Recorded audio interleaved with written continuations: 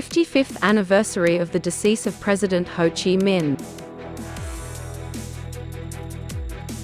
Robert F. Kennedy Jr. suspends U.S. presidential bid and endorses Trump.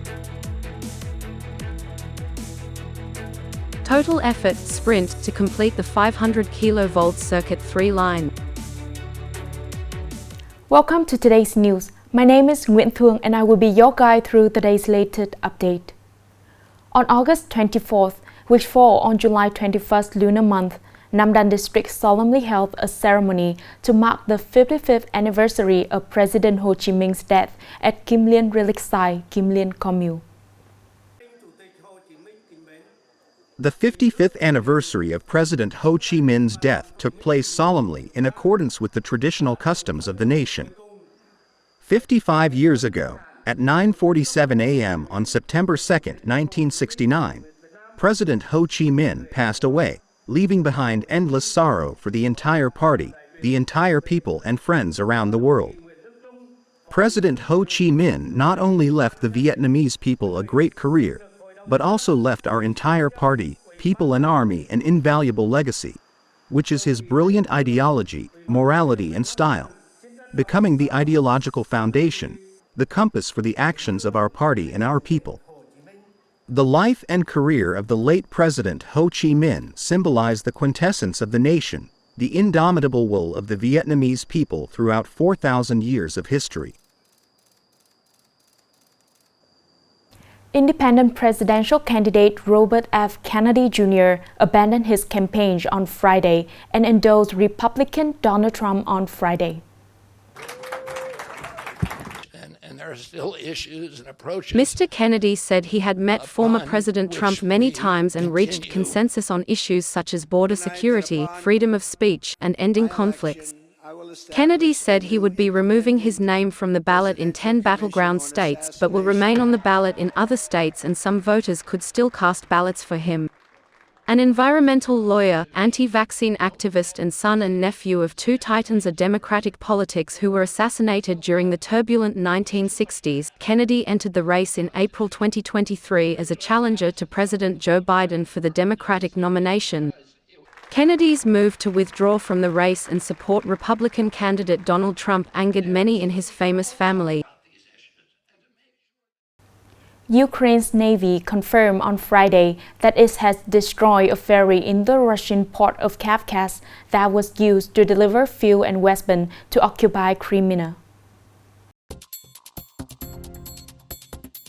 A spokesman for the Ukrainian Navy said, "This ferry is one of Russia's most important military links, providing aid to the occupying forces." In addition to fuel, the ferry also transports weapons. It was the ferries that accounted for 3/4 of all logistics and were the main channel of supply. The ferry, carrying 30 fuel tanks, was severely damaged after the Ukrainian attack that caused an explosion. The port of Kavkaz is one of Russia's largest outlets on the Black Sea. It handles ships both for exports and for fuel supplies to Crimea, seized by Russian forces in 2014. The Russian Ministry of Transport announced that it would suspend ferry services between southern Russia and the Crimean Peninsula following the Ukrainian airstrike.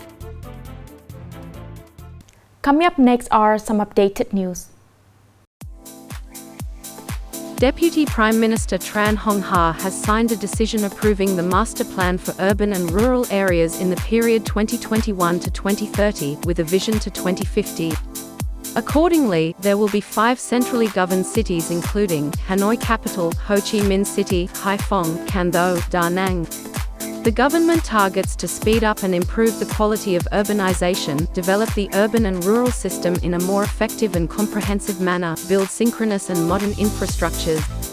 The planning also sets out the goal of developing urban areas as centers of politics, administration, economy, culture, society, science and technology, traffic hubs, attracting investment, and developing human resources. On that basis, by 2050, a system of interconnected urban areas will be built into a synchronous, unified, and balanced network between regions, with a worthy role and position in the Asia-Pacific urban network. The goal is to build at least 5 cities of international stature, playing the role of a hub for connection and development with regional and international networks.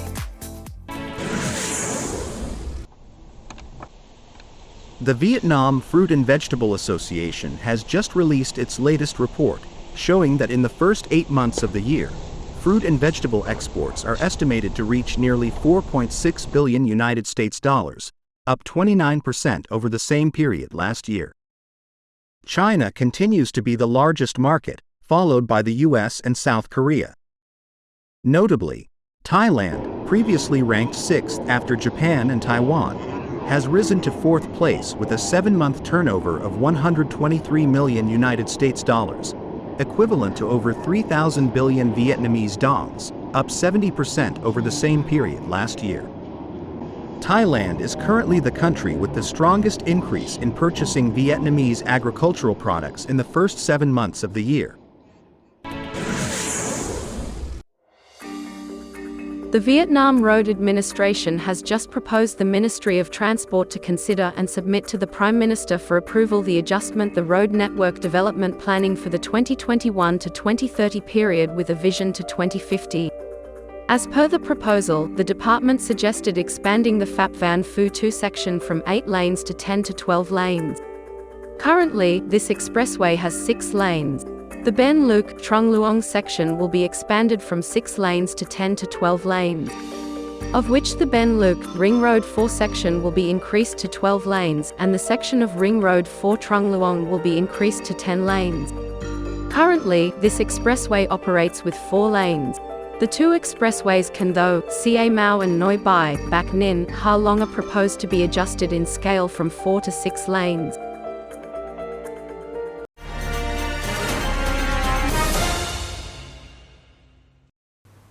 The National Key Energy Project's a 500 kV 3-circuit transmission line for Nui Quang Trach is about 519 km long, passing through 9 provinces with a total investment of about 22,000 billion Vietnam dong. After nearly 8 months of construction, the project is urgently completing the final stages, expected to be energized on August 25th and to inaugurate it to celebrate National Day on September 2nd. Only discuss to work, not discuss to postpone. If working during the day is not enough, working at night. This is the motto that construction units at the entire project site have been implementing for nearly 8 months. During the peak time of the project, nearly 15,000 officers, engineers, workers, along with thousands of youth union members, officers and soldiers of the military regions participated in the stages to soon complete the project. Fast progress, but the quality of the project must be guaranteed. This is the goal that all units in the entire project have actively implemented. Nghệ An's weather this summer is really shocking. Time pressure, but the engineers, workers still strive to reach the finish line. In Nghệ An province, 2 component projects of the 500 kV line 3 have been implemented, including the 500 kV Quang Trach Nguyen Lu line project and the 500 kV Nguyen Lu Than Hoa line project. The construction of the 500 kV Line 3 project in the province encountered many difficulties due to hot weather, many remote and rugged mountainous locations, and many logistical obstacles, so the construction units had to work very hard. But with the spirit of overcoming the sun, overcoming the rain, up to now all work has been basically completed and prepared for the inauguration. LL forces are focused on the 500 kV transmission line project. Following the direction of the Prime Minister, Vietnam Electricity Group, and Nghe An Provincial People's Committee, the unit is coordinating with the event company to organize the inauguration ceremony in the most thoughtful way. When this project is energized, all sources which connect to the 500 kV grid, the amount of electricity will be stable and will provide stable electricity to the northern, central and southern regions. With high determination, the 500 kV Circuit 3 line project is expected to technically energize the final section on August 25th. After completion, the transmission capacity between the central and northern regions will increase from the current 2,200 megawatt to about 5,000 megawatt and increase the amount of commercial electricity by over 20 billion kilowatt per hour, meeting the electricity demand to serve the country's economic development. That is the end of today's news. Thank you for watching and see you next time.